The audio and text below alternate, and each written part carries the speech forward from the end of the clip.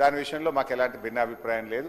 అందుకే ఆనాడు కేసీఆర్ గారి ప్రభుత్వం పోలీసులకు పెద్ద ఎత్తున 46,000 మంది రిక్రూట్మెంట్ చేసినాం. మేము కొత్త కమిషనరేట్లు పెట్టాం, ట్రాఫిక్ పోలీసులకు అలవెన్స్ తెచ్చాం, పోలీసుల సంక్షేమం కోసం ఆరోగ్య భద్రత లాంటి పథకం కూడా తెచ్చాం అధ్యక్ష. అయితే ఇలా గౌరవ ముఖ్యమంత్రి గారే హోంమంత్రిగా పనిచేస్తున్నారు కనుక సహజంగా వడ్డించేవాడు మనవాడైతే లడ్డు యాడున్నా దొరుకుతుందనే ఒక సామెత ఉన్నట్టు ముఖ్యమంత్రి గారే హోంమంత్రిగా ఉన్నప్పుడు పోలీసుల సంక్షేమం కోసం కూడా ఇంకా మెరుగ్గా గత ప్రభుత్వం కంటే బాగా మేలు జరుగుతుందని చెప్పి పోలీసులు ఆశిస్తుంటారు అధ్యక్ష.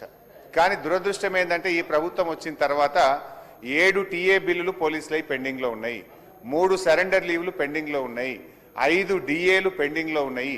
అదేవిధంగా అధ్యక్ష పోలీసులకు సంబంధించిన భద్రత పథకాన్ని ఆసుపత్రుల్లో పోతే 1 లక్ష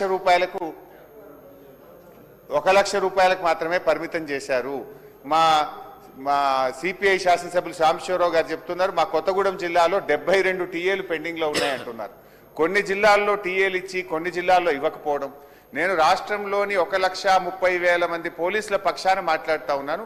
ఆ పోలీసులు రాత్రింబవలు కష్టపడే వాళ్ళ టీఏలు డిఏలు సరెండర్ లీవులు మీరు దయచేసి ఆపకండి. మీరు గత సంవత్సరం కంటే పోలీస్ శాఖకు ఈ బడ్జెట్లో 400 కోట్ల రూపాయలు తగ్గించారు. ఇయర్ ఆన్ ఇయర్ పోలీస్ శాఖకు బడ్జెట్ పెరుగుతుందా తగ్గుతుందా? ఎందుకు తగ్గించారు? నేను అందువల్ల మొన్న కూడా ఇదే విషయాన్ని చెప్పాం. మంత్రి గారు ఏదన్నా అష్యూరెన్స్ ఇస్తారేమో, పోలీసులకు వెంటనే డబ్బులు రిలీజ్ చేస్తామని చెప్తారేమో ఈ మంత్ ఎండ్లో, అదర్వైజ్ 31 మార్చ్ క్లాప్స్ అయిపోతాయి. కానీ మంత్రి గారి నుంచి సరియైన సమాధానం రాలేదు. సో పోలీసుల టీఏలు డిఏలు సరెండర్ లీవులు విడుదల చేయనందుకు నిరసనగా, పోలీసుల ఆరోగ్య భద్రతా పథకంపై ఒక మంత్రి గారు భరోసా ఇవ్వనందుకు నిరసనగా, అదేవిధంగా పోలీస్ శాఖలో 17,000 ఖాళీలు ఉన్నాయి, అవి నియామకం చేయాలని చెప్పి మేము కోరాం.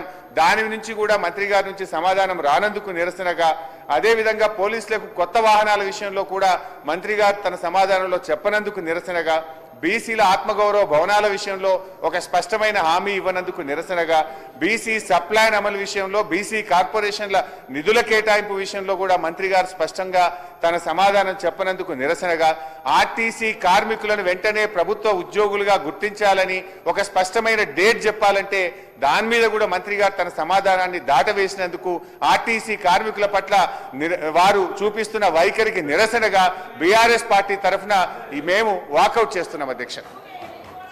Jafar sir. Honourable speaker sir, आपका बहुत बहुत शुक्रिया. जो परसों जो डिमांड्स हुए थे सर, उसके ऊपर ट्रांसपोर्ट और होम के डिमांड्स के ऊपर मंत्री जी ने पूरी डिटेल में बताया. मगर अनफॉर्चुनेटली सर हमारी पार्टी की तरफ से जो डिमांड्स उठाए गए थे सर, उसमें कोई चीज़ का क्लियरिफिकेशन नहीं दिया है. तो मैं आपके जरिए से मंत्री जी से ये कहना चाहता हूं कि हमने ट्रांसपोर्ट के ऊपर कहा था सर